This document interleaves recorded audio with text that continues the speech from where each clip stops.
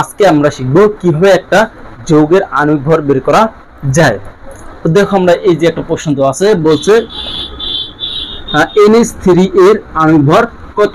তো NH3 কে আবার নাম আছে একটা কি অ্যামোনিয়া বলে।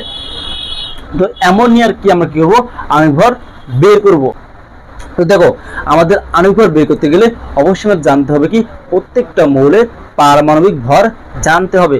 কারণ আণবিক ভর বের করতে গেলে আমাদের কি প্রত্যেকটা মৌলের পারমাণবিক ভরের সাথে কি পরমাণু সংখ্যা গুণ করতে হয়।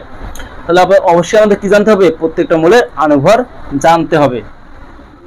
তো দেখো আমাদের কি আছে, প্রথম মৌলটি আছে নাইট্রোজেন। তো নাইট্রোজেনের আণবিক ভর কত আছে 14 প্লাস।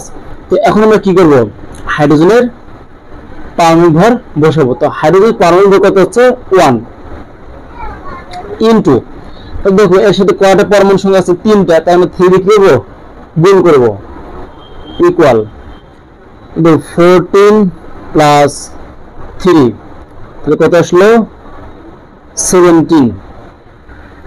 তাহলে অ্যামোনিয়া এর আণবিক ভর কত আছে 17। তাহলে আশা করি আপনারা বুঝতে পারছেন, আর অবশ্যই ভিডিওটা শেয়ার করে দিবেন যেন অন্যরাও শিখতে পারে। সবাইকে অসংখ্য ধন্যবাদ।